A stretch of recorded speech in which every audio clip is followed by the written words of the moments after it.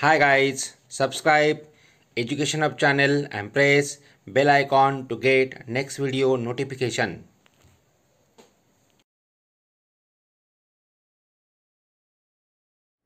Hello students, welcome back.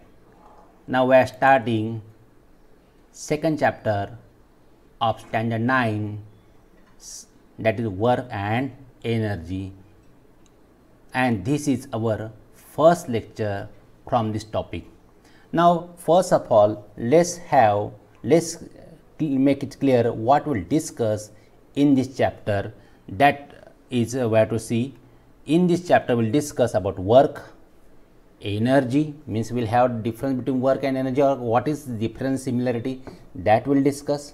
Then we'll discuss types of energy, mechanical energy, kinetic energy, potential energy, the two types of energy.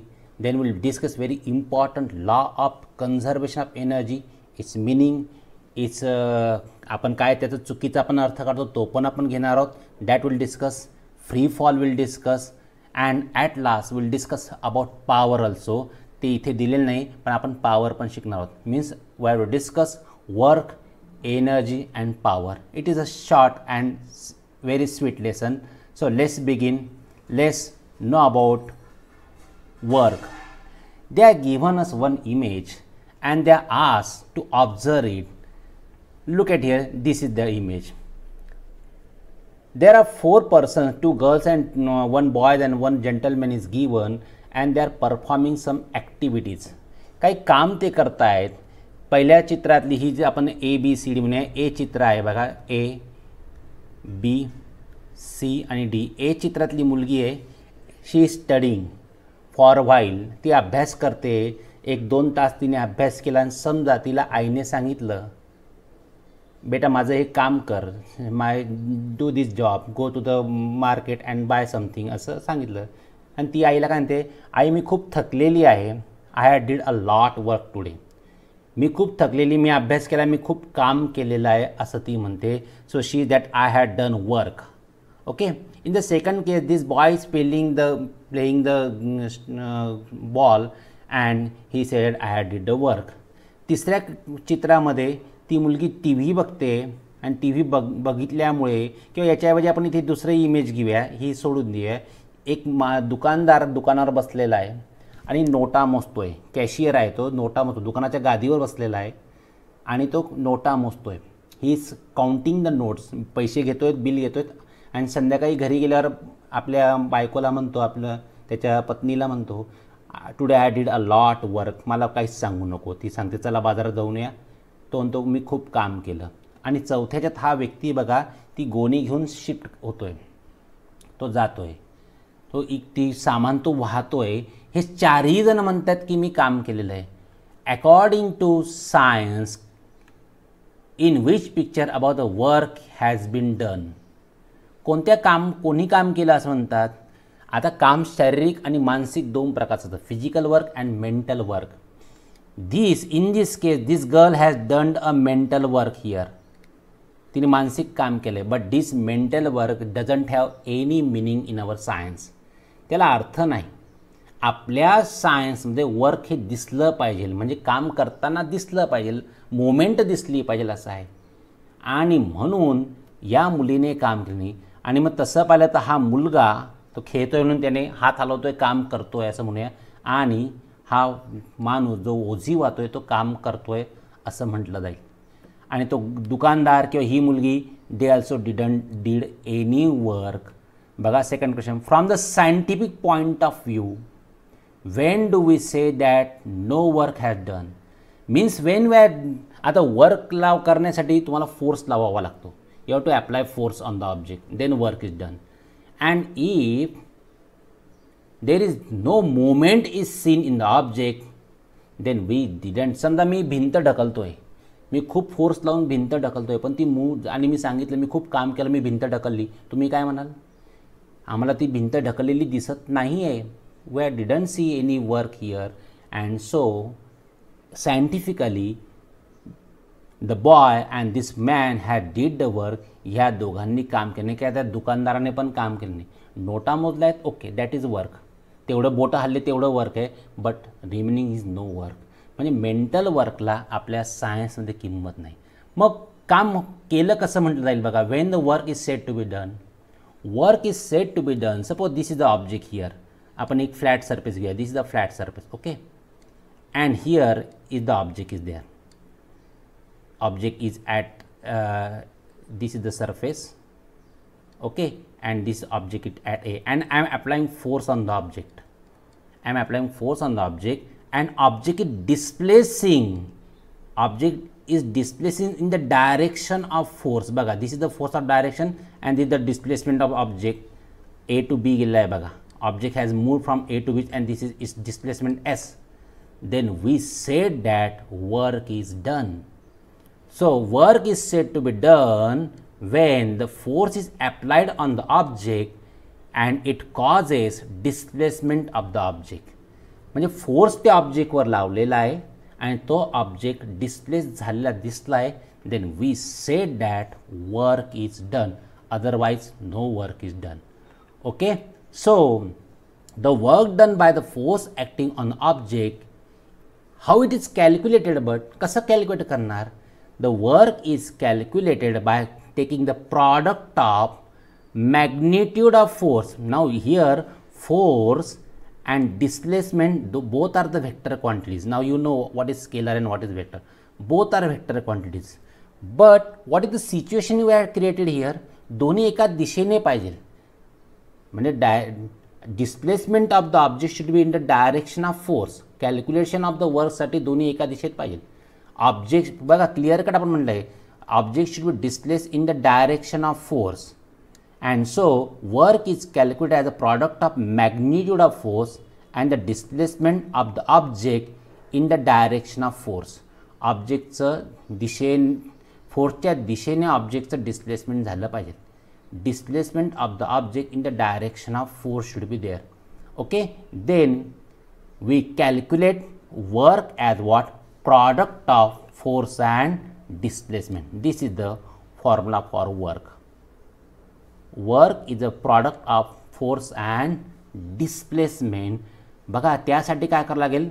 We have to calculate the displacement of the object in the direction of force.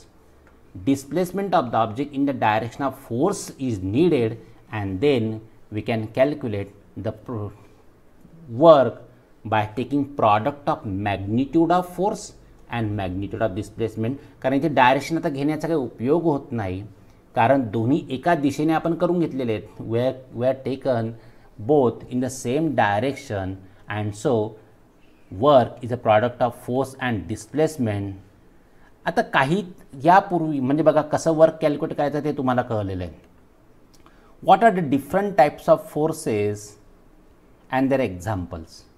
आपण मागच्या वर्षी in 8th standard we discuss different types of forces. आपण basically दोन प्रकार घेतलेत, contact force and non contact force. Okay, contact force and non contact force. Contact फोर्समध्ये मग आपण वेगळे घेतले, muscular force, frictional force, action force, these are the tension force, air resistance force, these all are the contact forces. Okay, there are various types. मी काही सगळे example आहेत 1, 2, 3, 4 असे अनेक आपण त्यांचे प्रकार लिहू शकतो. कॉन्टॅक्ट फोर्स म्हणजे आपण आपल्याला इथे समजा muscular force this a contact force. Frictional force अत्यंत महत्त्वाचा आहे आपल्याला इथे तो महत्त्वाचा आहे. Frictional force, action force, tension force, these all are the contact forces. And non कॉन्टॅक्टमध्ये कोण येतात. मॅग्नेटिक फोर्स,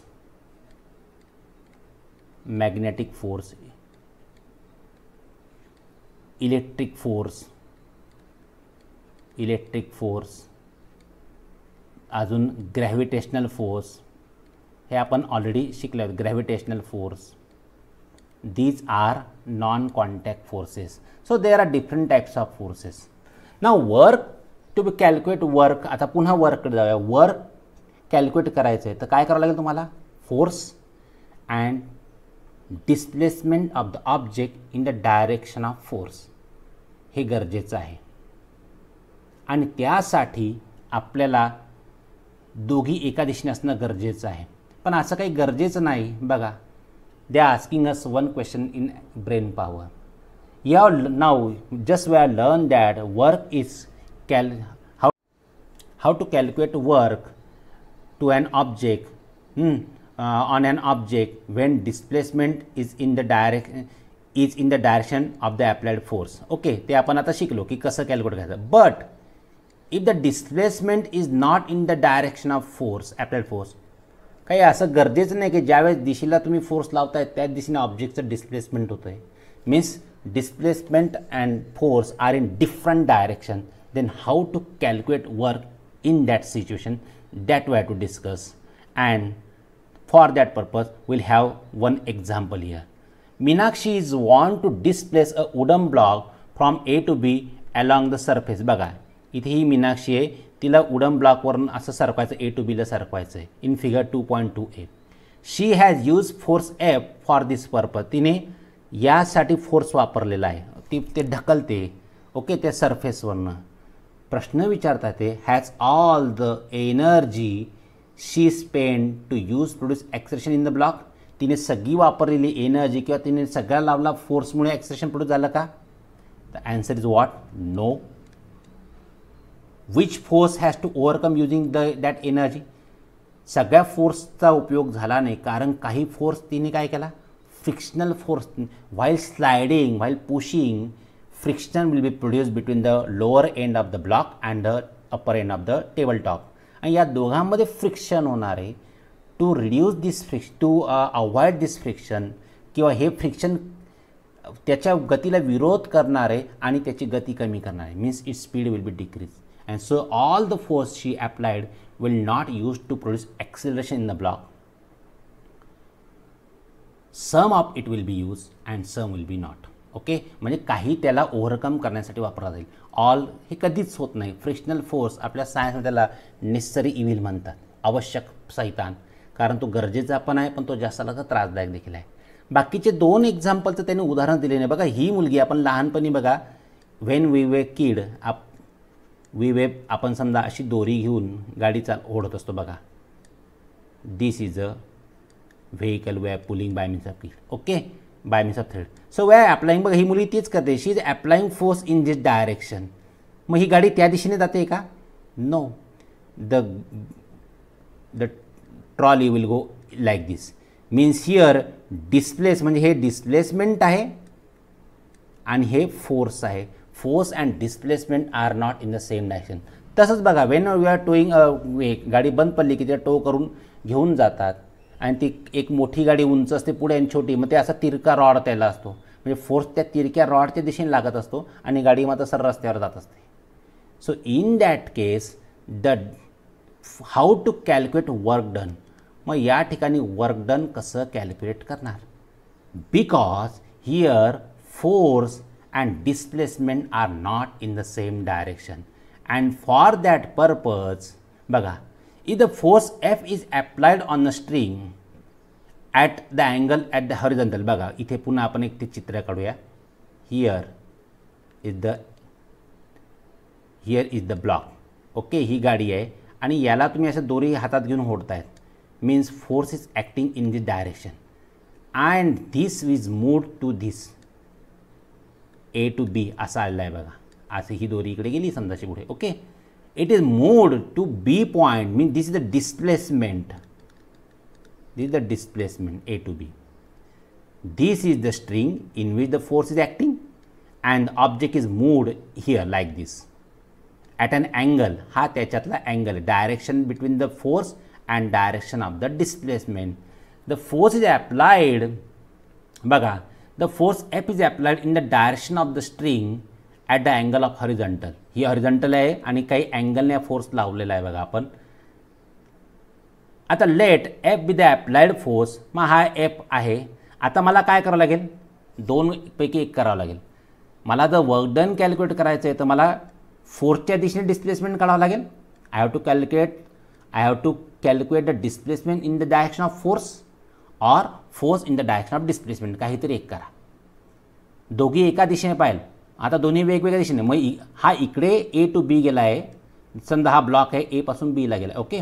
मग तो इकडे ह्या रेषेला समजा ह्या ए सी डायरेक्शनला किती गेला असता, म्हणजे I have to calculate displacement in direction of force or force in the direction of displacement. मग तेच म्हणतात, let F be the applied force and F1 be the its component in the direction of displacement. मग मी काय करतो आहे, ह्या force इकडे आहे मान्य आहे, पण हा ऑब्जेक्ट इकडे गेला आहे, मग तो सगळ्याचा सगळा फोर्स काही वापरला गेला नाही, मग इकडे त्याचा कॉम्पोनंट किती आहे मला समजा तो काढावा लागेल, आणि इट्स कॉम्पोनंट इज कॅल्क्युलेटेड. म्हणजे या ठिकाणी त्याचा कॉम्पोनंट समजा इकडे फोर्स एफ आहे, इकडे त्याचा कॉम्पोनंट F1 आहे, मग वर्क डन काय येईल बघा, W is equal to what, product of force and displacement.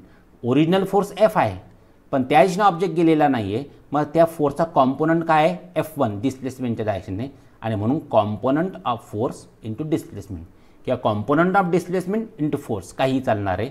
This is how will calculate. आता लेट थीटा हा लॅटिन आहे, theta be the angle between the direction of force and displacement, okay, angle with horizontal. आता हा आपण F1, मग original force तर इकडे आहे या दिशेने आहे, मग हा F1 फोर्स इकडे कसा कॅल्क्युलेट करणार, how will calculate this force, that can be calculated by trigonometry that you are not studied, जी काही तुम्ही अजूनपर्यंत शिकलेली नाही आहे. ट्रिगोनॉमेट्री ही राईट अँगल ट्रायंगलसाठी असतं. थोडक्यात सांगतो बघा, in a right angle triangle आपल्याला माहिती आहे की राईट अँगल ट्रायंगलमध्ये एक अँगल 90चा असतो आणि बाकी दोन्ही अँगल ॲक्यूट असतात, they are less than 90 degree. तर ट्रिगोनॉमेट्री ह्या ॲक्यूट अँगलसाठी आहे आणि याचे ट्रिगोनॉमेट्रिक रेशो आहेत. हा समजा अँगल आपण हा ॲक्यूट अँगल थीटा म्हटला, समजा in this triangle ABC, in this triangle ABC ही साईड AB, हे BC आणि ही हायपोथिनस आहे. I am just writing HYPT. तर या राईट अँगल ट्रायंगलसाठी ट्रिगोनॉमेट्रिक रेशोज आहेत. या ट्रिगोनॉमेट्रिक रेशोजमध्ये 6 ट्रिगोनॉमेट्रिक रेशो आहेत, sine, cos, tan, cot, cosec आणि सेक असे 6 रेशो आहेत. आपल्याला या ठिकाणी कॉस नावाचा रेशो महत्त्वाचा आहे आणि कॉस ऑफ अँगल थीटा हा काढला जातो त्या अँगलची ॲडजस्टंट साईड. हा समजा ॲक्यूट अँगल आपण हे ट्रिगोनॉमेट्रिक रेशो फक्त ॲक्यूट अँगलसाठीच घेतात, they are just taken for acute angle, ते या राईट अँगलसाठी घेणार नाही, ओके. म्हणजे आपण रिस्ट्रिक्ट केलं आहे स्वतःला. And this acute angle theta, मग याचा कॉस रेशो म्हणजे काय, याच्या साईडची ॲडजस्टंट साईड, त्याच्या ॲडजस्टंट साईड. ना what is the adjacent side of theta, या थीटाला ह्या अँगलला 2 ॲडजस्टंट साईड आहे, इकडची आणि इकडची, पण ही हायपोथिनसही सोडून द्यायची, म्हणजे ॲडजस्टंट साईड हीच येईल फक्त, म्हणजे adjacent side of that angle and hypotenuse, the ratio of adjacent side and hypotenuse is called as cos ratio. या कॉस रेशोने तुम्हाला हे बरोबर या ठिकाणी काढता येईल. कसं आपण ते पुढे बघतोय बघा. हियर बघा, या ठिकाणी आपण काय घेतलं आहे, आपण हा बघा ऑब्जेक्टवर आपण फोर्स लावला आहे, हा ऑब्जेक्ट असा इथे बघा इथपर्यंत आलेला आहे, okay. This the displacement of the object A to B आणि फोर्स आपण समजा C. मग आपण काय केलं आहे, Cवरून इकडे परपेंडिक्युलर टाकला and so this the component of, बघा या ठिकाणी component of force is what F1. मग मला F1 काढायचा आहे, हाऊ विल कॅल्क्युलेट, म्हणजे बघा, आणि हे डिस्प्लेसमेंट S आहे. मग या ठिकाणी बाय कॅल्क्युलेटिंग कॉस थीटा कसा काढता येईल बघा, कॉस थीटा ॲडजस्टंट साईड किंवा बेस म्हटलं तरी चालतो, adjacent side upon hypotenuse, okay. आता या ठिकाणी इथे थीटा आहे बघा, so what is the adjacent side, this is the adjacent side, it is AB upon what is the hypotenuse AC. Cos theta is what, AB upon AC, and therefore cos theta is equal to what is AB. AB हे displacement आहे बघा S. AB is the displacement, sorry फोर्सचं, आपण फोर्सचं घेतलं या ठिकाणी. AB हा फोर्स, आपण डिस्प्लेसमेंटचं नाही घेता, फोर्सचं घेतो बघा. दिस द कॉम्पोनंट ऑफ फोर्स म्हणजे काय येतो F1, so will have it as what F1 आणि इथे काय आहे F. AC काय आहे बघा, फोर्स आहे. आपण डिस्प्लेसमेंट पण घेऊ शकतो, you can take displacement also, anything will do. And therefore will take this F on this side, so I will get what F into cos theta is equal to what F1. आणि आपण वर्कचा formula बघितला होता बघा, W is equal to आपण आत्ता मागे बघितला, W is equal to what F1 into S घेतलं होतं. And therefore will get W is equal to what F1ची किंमत ही टाकतो बघा फ्रॉम इक्वेशन बघा, फ्रॉम याला आपण इक्वेशन 1 म्हटलं आहे. From equation 1 will put the value of F1 here. So what will get W is equal to what W is equal to F into cos theta F1ची किंमत टाकली आणि into S. And so will get therefore W is equal to what Fs cos theta. This actual formula to calculate work. Actually जेव्हा तुम्हाला टिग्नॉमेट्री कळेल ना तेव्हा हे तुम्हाला ॲक्च्युली हे करणार. This is W is equal to what Fs cos theta. How to calculate work done, किंवा whenever the we are calculating work you have to use this only formula. W is equal to what? Fs cos theta. One tabular form they are given now. But cost म्हणजे काय सूत्र, W is equal to F into S into cos theta. Okay, म्हटलं इथून आता हे काढून टाकतो मी. W is equal to what? Fs cos theta. This is the formula for our work done. This is formula for work done. Fs cos theta. F is the force, S is the displacement and theta is the angle between the force and displacement. असेल तर ठीक, नसेल तर ठीक. असेल समजा, नसेल, दोघी एकाच दिशेने असेल समजा, when force and displacement are in the same direction, that time theta will be what? हा अँगल 0 डिग्री असेल. हा अँगल तेव्हा असेल 0 डिग्री. आणि जेव्हा तो 0 असेल तेव्हा कॉस 9 म्हणजे कॉस 0 त्याची किंमत 1 येते. आणि मग इथे काय टाकणार मी, W is equal to F into S into 1. And so will get what W is equal to Fs. म्हणजे या ठिकाणी हे वर्क त्या ठिकाणी होतं. दिस इज नॉर्मल वर्क आपण म्हणू शकतो. नॉर्मल वर्क किंवा पॉझिटिव्ह वर्क त्याला म्हणणार आहे. This is positive work. याला पॉझिटिव्ह वर्क असं म्हणतात, पॉझिटिव्ह वर्क. ओके, आता काही गरजेचं नाही की प्रत्येक वेळेस थिटा एका दिशेने असेल. समजा फोर्सला हा ऑब्जेक्ट लावला, असा गेला सरळ आहे आणि त्याचं डिस्प्लेसमेंट झालं इकडे. फोर्स लावला सरळ आणि तो गेला इकडे. मग फोर्स अँड डिस्प्लेसमेंट म्हणजे कितीचा अँगल आहे, 90 degree. In that case theta cos 90ची किंमत 0 असते, लक्षात ठेवा. Cos 90 degree is equal to 0. Cos 90 is equal to 0. And so will put that value here. So what will get W is equal to what F into S into 0. And so we'll get what? 0. And that time this is a condition called as what? Zero work. याला zero work असं म्हणतात. Means when object displaced at right angles to the displacement to the force, then zero work is done. And last, when theta is opposite गेला, इकडे गेला, लावला force इकडे आणि तो गेला इकडे, theta is 180 डिग्री, दोघांमध्ये अँगल आहे, तो कॉस 180 डिग्रीची किंमत असते -1. It is -1 and then Fs will be equal to -Fs and this is called as what? Negative work. This is called as what? Negative work. Clear?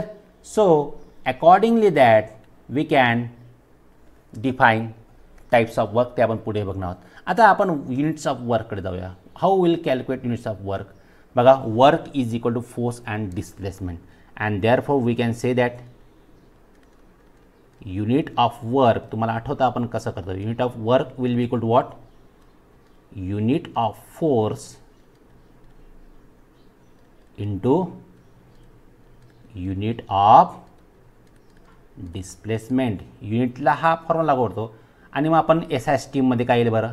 therefore in SI steam what is unit of force? that is Newton. And data displacement is what? Meter. So Newton meter is the SI unit of work. But to honor scientist James Joule, we call this as what? Joule. James Joule च्या सन्मानार्थ आपण याला Joule नाव दिलं. Joule is the SI unit of work. Newton meter, the Newton is the, बघा, what is the formula for work? Force into displacement. मग तोच formula युनिटसाठी होईल. Unit of work is equal to unit of force into unit of displacement. Unit mean in SI stream, force is measured in Newton and displacement at a distance in meter, and so Newton into meter is the SI unit of work, but to honor scientist James Joule, we call this as Joule. So Joule is equal to Newton meter, and from here we can define 1 Joule means what? 1 into 1 into 1. Sorry, 1 is equal to 1 into 1, and so we can define 1 Joule. If the force of 1 Newton is applied on the object and it displaces the object through 1 meter, obviously in the direction of force, then the work done is what? 1 Joule. And look at here, 1 Joule is equal to 1 Newton into 1 meter. This is in SI system. What will be in CJ system? Baga, unit of work, unit of force is what in SI system? Dyne, and that of displacement centimeter, and here name is given erg. Erg word is derived from Greek word ergon, which is literally means work. ergon या शब्दापासून हा work derive केला आहे, work किंवा task, आणि म्हणून याला erg नाव दिलं आहे. And from here we can define 1 erg now. 1 erg is equal to what? 1 dyne into 1 centimeter, and we'll have the definition of what? 1 erg. If the force of now 1 dyne we are applying and it displaces the object through 1 centimeter only in the direction of force, then the work done is what? 1 erg, and this is 1 erg. Now what is the relationship between Joule and erg? That we have to discuss here.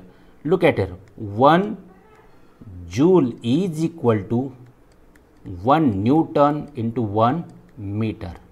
But we already know that 1 Newton is equal to 10 raised to 5 dyne.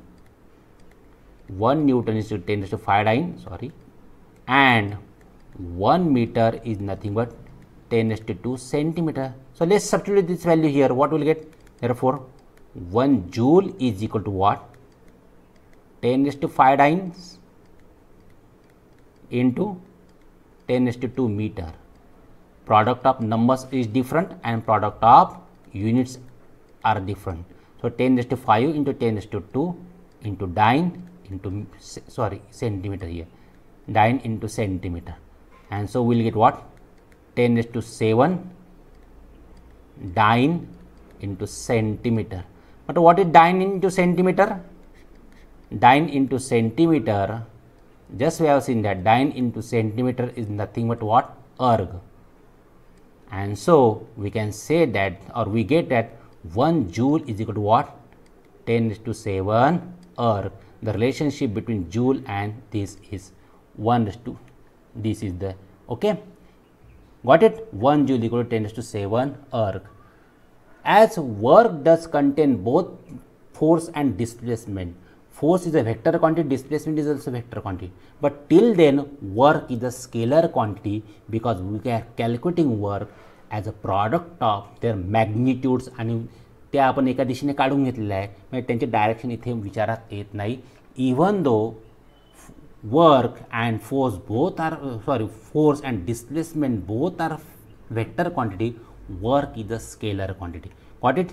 Here we come to end of our first lecture. Very soon we'll meet in the second lecture. Till then, bye bye, take care.